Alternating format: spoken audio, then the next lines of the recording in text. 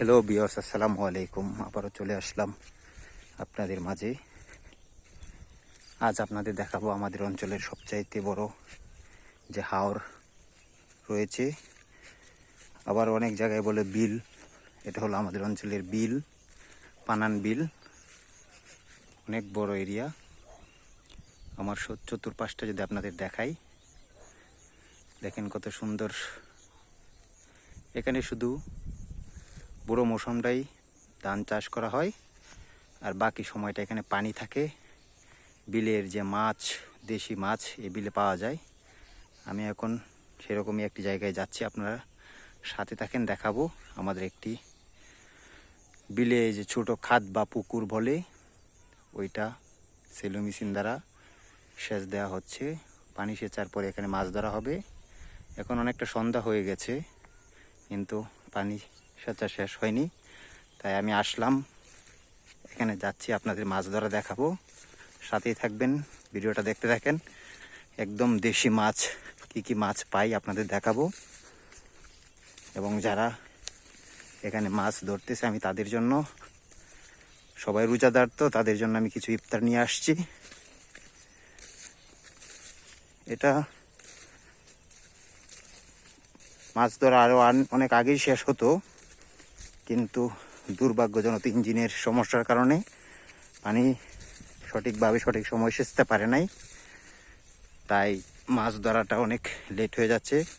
আমি torch light এবং তাদের জন্য কিছু খাবার, ইফতার, পানি এগুলো সাথে করে নিয়ে আসলাম। যাচ্ছি, দেখেন অনেক বড় হাওর। এই পাশটা এখন অনেকটাই ফিশারি করা হয়েছে, এখানে মাছ চাষ হয়। ওই পাশটাতে ফিশারিতে, এগুলো এখন ফিশারি হয়ে গেছে। শুধু আমাদের জমিগুলাই ধান চাষের উপযোগী হয়ে রয়েছে, কিন্তু আমরা রাস্তার কারণে জমিতে সঠিকভাবে আসতে পারি না।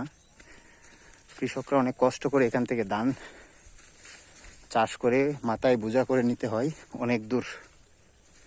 আপনারা দেখতে পাচ্ছেন কত বড় হাওর। এখান থেকে একজন মানুষ মাথায় করে এক বস্তা ধান নিয়ে এখানে যাওয়া পর্যন্ত অনেক পরিশ্রম হয়। এখানে যদি বিলের মাছ বরাবর একটা রাস্তা হতো, তাহলে কৃষকদের জন্য অনেক ভালো হতো, সবাই উপকৃত হতো। ভবিষ্যতে হয়তো হতেও পারে। দেখেন, মেন রুট থেকে প্রায় 1.5-2 কিলোমিটার হাইটা বিলের মাছ বরাবর আসতে হয়। আপনার সাথে থাকেন, আপনাদের মাছ ধরা দেখাবো। ভিউয়ার্স, দুর্ভাগ্যজনক আমি আস্তে আস্তে মাছ ধরা শেষ হয়ে গেছে। ওই যে ওরা মাছ ধরে উঠে পড়েছে। হ্যাঁ হ্যাঁ, তাও তো ঠিক, নাহলে তো চিনতাম না।